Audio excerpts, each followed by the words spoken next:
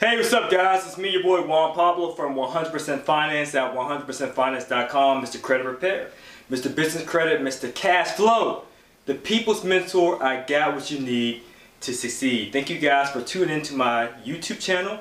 I greatly appreciate your viewership. If you're new to 100% Finance, my name is Juan Pablo. I'm a full-time real estate investor and online entrepreneur. And our mission at 100% Finance is to provide people the tools they need to succeed financially. And topic of discussion for today is related to credit repair. I know I've been focusing primarily on real estate investing, on online business, the education aspect, teaching people how to do real estate investing, teaching people how to sell a physical product online, as well as helping people obtain business credit. But I don't want to leave behind the credit repair aspect. So I'm back one more again for a credit repair video to give you guys some education, alright? Because that's one of the tools you can use to succeed financially. So let's dig into it. So the topic of discussion, the breakdown of a credit report, and I'm going to give you some tips on how you can use this information to boost your credit, alright? So let's dig into it. First thing, when you look at your credit report, right, you definitely want to go to a credit monitoring service. That's first and foremost.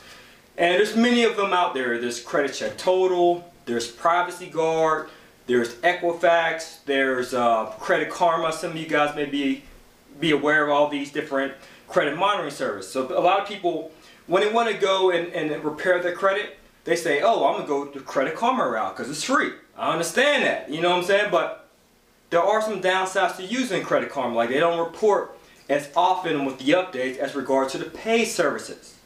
Right, and most of them are not for Credit Karma. It's not credit repair friendly when you're trying to repair your credit. So as a credit repair guy, I recommend either Credit Check Total or Privacy Guard to start off with. Okay, but if you just want to just take a look at your credit report, go to annualcreditreport.com. You can get a free credit report once a year. But if you're looking to move forward in credit repair, creditchecktotal.com or privacyguard.com. Alright, so you want to definitely take a look at your credit report, and you'll see that your credit report is broken down to 4 categories. So to speak, every credit monitoring service is different, but generally speaking, these are the 4 categories. Your personal information, your trade lines, inquiries or credit inquiries, and public records. So let's get into personal information. Your personal information shows, your personal info. If that's not self-explanatory, I don't know what is. So it pretty much shows like your name, your address, probably your employer, things of that nature. And it pretty much shows everything about you personally speaking, your personal identifiable information. And the key thing that you want to do in order to boost your credit based on this information is the less information that credit bureaus have on you, the better. So if you can opt out of any of their services, I highly recommend you do so.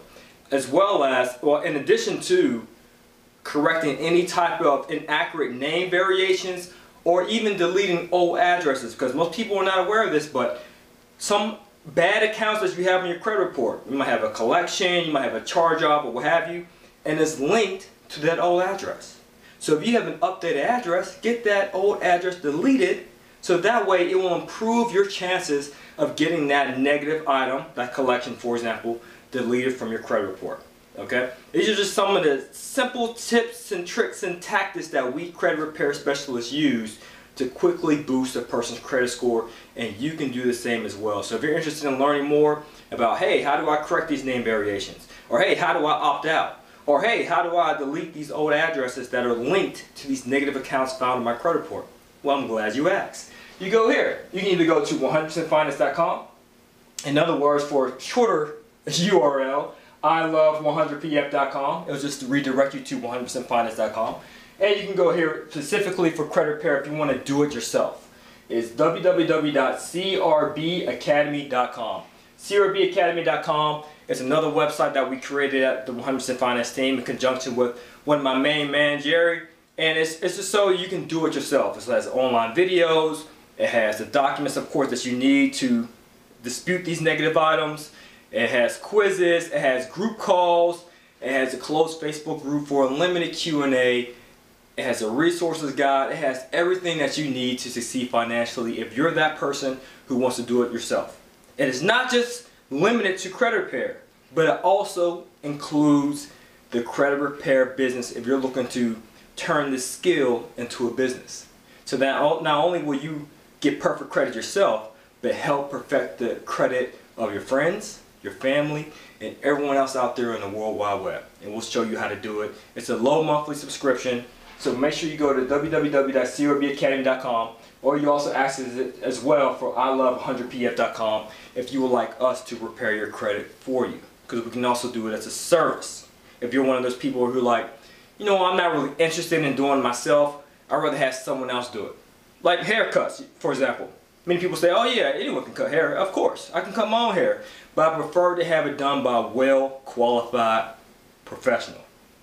So I make sure they cover all angles, you know what I'm saying, so it looks good when I'm on YouTube. So the same thing for your credit repair. So you don't have to worry about it. Just give it to the hands of a qualified professional here at 100% Finance, and we'll hook you up. Alright, so enough about that. So you got the personal information. That's one of the categories that comprise your credit report. Right now, I just gave you some tips on how you can do simple things to boost your score, which is opt out, update name variations, and perhaps delete old addresses. Easy ways that you can boost your score. Second thing is trade lines. So trade line are pretty much accounts found on your credit report. So if you have not one single account, and if you're like an 18-year-old just getting started and you're just curious about credit cards or what have you, then you tune into the right channel. The first thing you want to do is start establishing some credit. So you need to get some accounts, in other words, aka trade lines, on your credit profile, on your credit report. It's vitally important. And the trade lines are broken down to two different kinds. First one is a primary. Second one is an authorized user, also known as AUs or trade lines, for example. But a trade line is really broken down to two areas. Again, one side is primaries, the other side is authorized users. Primaries hold the most weight. Those are accounts that are under your name, right? So those are the kind of accounts you want to keep. So if you have an account that has some age, you have the account for maybe 2 years or more, you have a debt to credit ratio, meaning the maximum limit on your credit relative to how much debt you have of less than 30%, that will boost your score as well.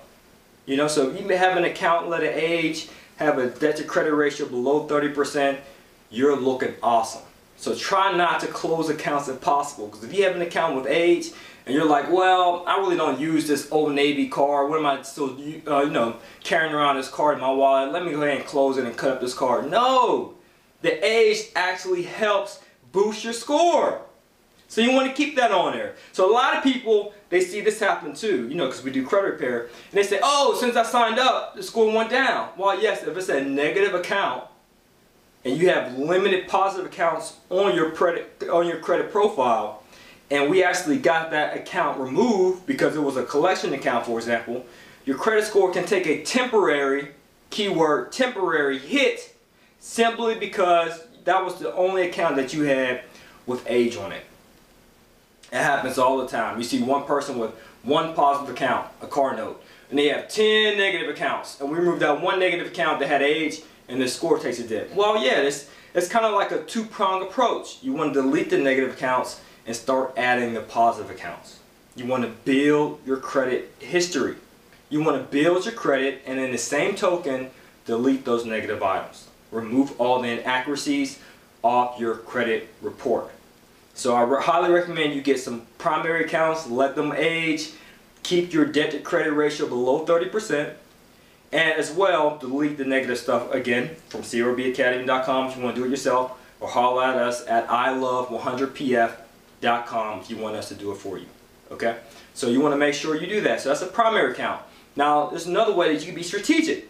You can say, hey, I might want to add an authorized user to my credit report, so I can leverage someone else's credit. In other words, piggyback off someone else's good credit card. So let's say, for example, your mom has a Bank of America credit card for $25,000 and she has less than 30% charge to that card. Let's say, for example, she just had $1,000 charged to it. And she had this card on her credit report, let's say, for 10 years. So it's more than likely posting positively on her credit report.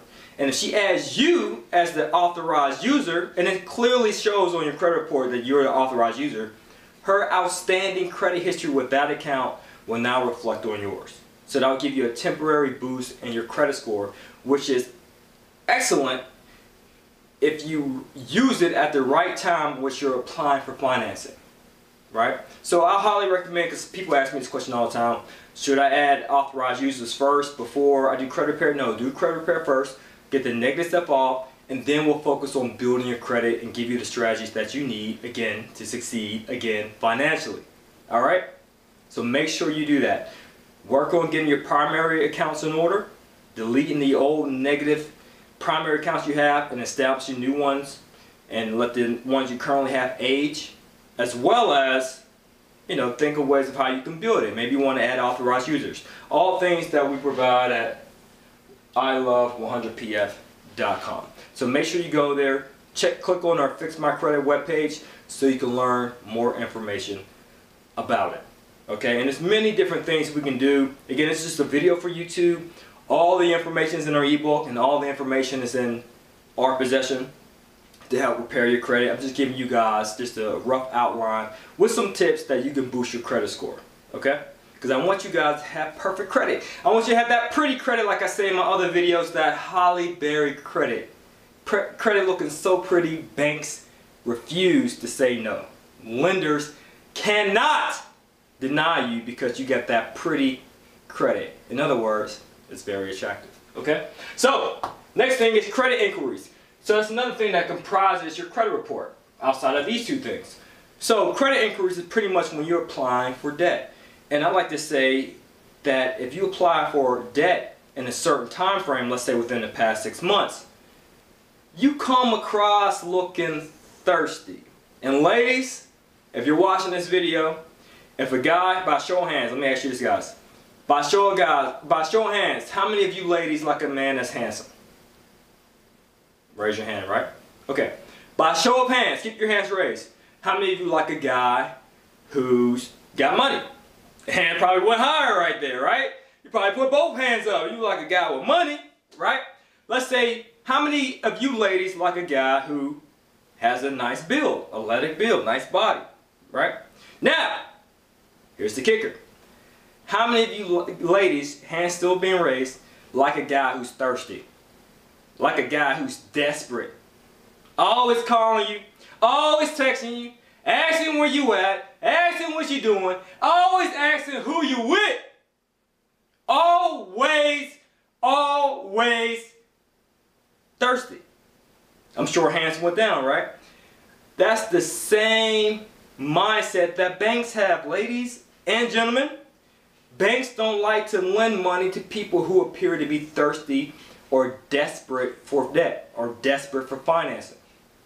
If you apply for, you know, and I understand sometimes it's not your fault. You might apply for an auto loan and get shotgun with inquiries. You go to one auto dealer, they shop you around to 1,000 banks, you now have 10 inquiries on your credit report just so you can get one car. Just so you can get one car note. I know it happens. Sometimes unintentionally.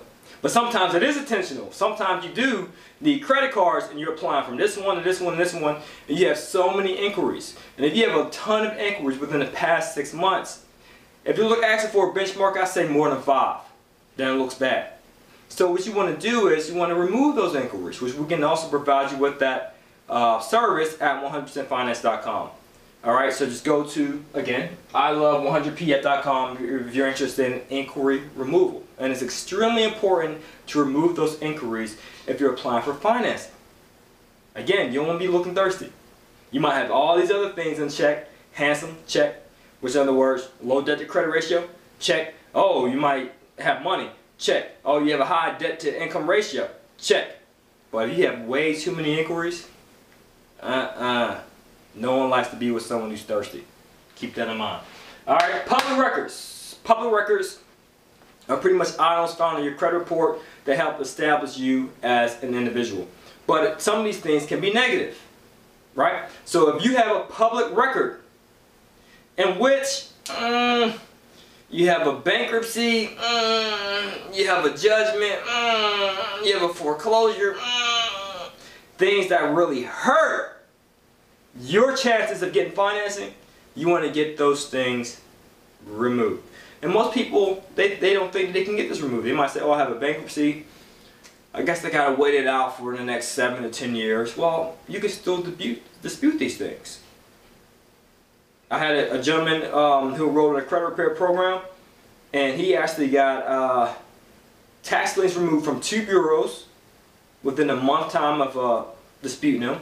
And then he had to take him a second round for the 3rd bureau to get that tax lien removed. So all 3 bureaus were squeaky clean. Pretty credit. He got them all removed simply by just sending out some dispute letters, which we have right here, baby, CRBacademy.com.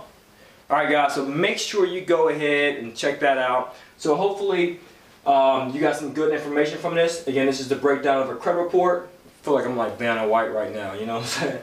But it's your personal information, trade lines, inquiries, public records. I gave you a ton of information on how you can improve your personal information. You know, what did I say? What I said? Alright, good. I'm glad you're paying attention. I said 1, get rid of name variations. Get rid of old accounts. Opt out. Trade lines. Get primaries. Remove the old bad stuff. Not old stuff, but bad stuff. Keep the old stuff. And consider AUs, authorized users. Inquiries. Get that stuff removed. And don't apply for any more new debt if you're trying to boost your score. And public records, just get that stuff removed. Apply for CRBacademy.com or go to ilove100pf.com. So I wish you guys the best. My name is Juan Pablo. As always, this is to your success. Continue to earn passively and live passionately. And you can do that if you have financial freedom. So I wish all of you, for all my real estate folks out there, to have one piece of property, one rental unit in your portfolio by December 31st, 2016. And for those of you who aren't into real estate, at least some sort of passive income in your portfolio. Happy leap year, guys. It's February 29th. Woo! I wish you the best. Peace.